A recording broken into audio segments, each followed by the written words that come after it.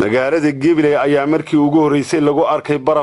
barafkaasi oo ay sabab u ahayd dhaxanta daran ee ka dhacday magaalada Gabiley habeenkii xalay ahaa waxayna fajaciyay yaab ay ku noqotay shacabka reer Gabiley markii ay arkeen baraf oo aan hore loogu aqoonin geeyiga Soomaalida dhaxantan daran ee ka dhacaysay deegaanada Gabiley ayaa dhibaato ku haysa dadka aan iyagu haysan hu iyo hoytoona haddaba waxa aanu dareenkooda la wadaagnay qaar ka mid ah dadweynaha aan haysan hu iyo hoytoona iyagoo baaq u diray xukuumadda iyo cid kasta oo wax ka qaban karta ama uga keeni karta hoy iyo hu maxamed dalina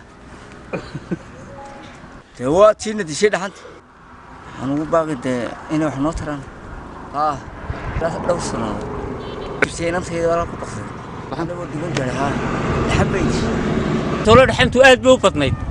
برف بس أو في الوداعي sidoo kale waxaanu wax ka weydiinay qaar ka mid ah aqoonyahanka iyo siyaasiyiinta reer Gabiley iyaga oo ka hadlaya ayaa waxay yiraahdeen saaka aroortii hore waxaan soo baxay baabuurkayga oo baraf dul yaalo waa la tacajibay waxaana dhacay baraf xoog aad iyo aad u qabow waan eegay waa baraf fadhiya oo dhaxanta xoog leh ee ka dhacday gobolka Gabiley ay danyar farabadinina dibadaha ay jiifaan iyagoon haysan sida aawadeed ummadda reer Soomaaliland oo dhan ummadda muslimiinta oo dhan waxaan in leenahay soo caawiya masaakiinta darbi jiifka ah ku jirnaa xilli jiilaala oo adag dhaxan aad iyo aad u daran baa magaaladii ka jirta marka waxaan walaalaha iyaga muslimiinta ee mutadawiciinta iyo muxsiniinta wax bixiya sida shirkadaha aanu hadda shaashadaha ka arkaynay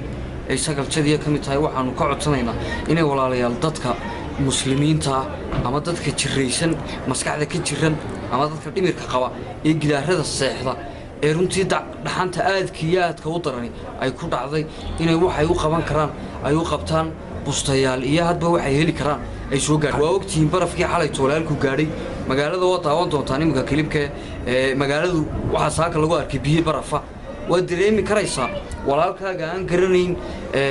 dhaxantu dhibaatay leedahay ee gidaar jiibsanaya ee maskaxda ka jiran ama dhimirka qaba kuwa dhakhtarka lagu hayaa kama hadlayo oo kuwa gidaarada dhiga ee shaadhka kaliya ama surwaalka kaliya ku seexanaya ee xashiishka iyo karaatoonta goglada walaalayaal ummadda muslimiinta ee muxsiniinta waxaan ka codsanaynaa inay walaalaheena bustayaal iyo hu ay dhaxantaasi ka xidhaan inay soo gaarsiiyaan waxaan dawladda iyo dadka waxa la soo taro dadka masaakiinta ee gidaarada fadhiya ee dhaxantaasi ay heshay baraf baanu aragnay ayaamahan saasaadeed dadka in la caawiyaa wanaagsan mogtahay waa Cabdisalaan Maxamed Bade Bulsha TV Gabiley